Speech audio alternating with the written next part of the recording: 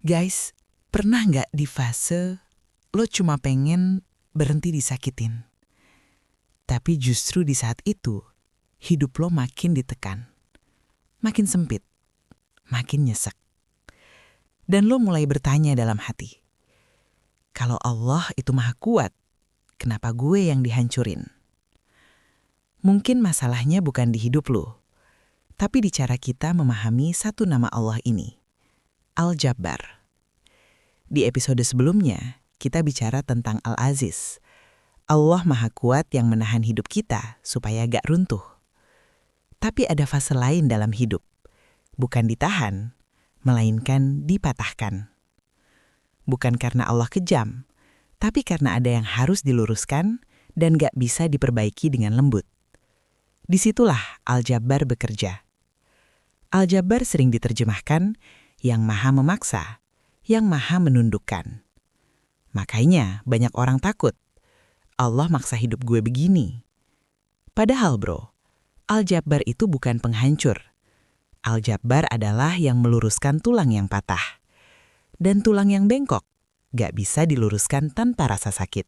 Kadang yang Allah patahkan itu ego, gengsi, cara mikir, arah hidup yang kelihatan benar tapi salah. Kalau cuma ditegur, kita nggak dengar. Kalau cuma diperingatkan, kita lanjut. Maka Allah hentikan. Allah runtuhkan. Allah bikin kita jatuh ke titik di mana kita kehabisan pegangan. Bukan untuk mempermalukan, tapi supaya kita berhenti sok kuat. Coba jujur sama diri lo bro. Kalau hidup lo nggak pernah dipatahkan, apa lo bakal benar-benar berubah?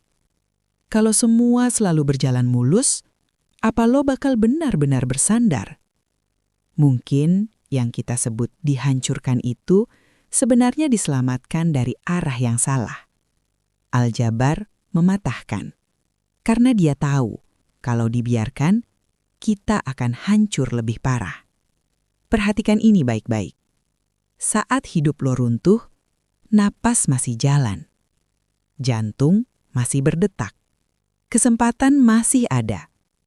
Itu artinya apa? Lo dipatahkan, tapi tidak ditinggalkan. Al-Jabbar bekerja di bagian hidup yang paling keras kepala. Bagian yang gak bisa dirapihkan dengan nasihat manis. Kalau hari ini lo lagi di fase hidup yang rasanya dipatahkan, jangan buru-buru menyimpulkan Allah benci. Dan kalau lo mau belajar melihat luka hidup bukan sebagai hukuman, tapi sebagai proses diluruskan, lo boleh tetap di sini. Pelan-pelan. Kita nggak lagi belajar jadi kuat. Kita belajar jadi jujur. Al-Jabbar mengajarkan satu hal berat. Tidak semua yang dipatahkan itu musuh. Dan tidak semua yang terasa sakit itu buruk. Kadang Allah merendahkan kita karena ada sesuatu di dalam diri yang terlalu tinggi. Dan ketika hidup sudah diluruskan, ego sudah ditundukkan, dan kita sadar betapa kecilnya diri ini, disitulah kita akan berhadapan dengan satu nama Allah berikutnya. Nama yang bicara tentang keagungan yang tidak bisa disaingi dan kesombongan yang hanya layak baginya. Al-Mutakabbir. Karena mengenal Allah bukan soal merasa besar, tapi sadar betapa kecilnya kita di hadapan yang Maha Agung.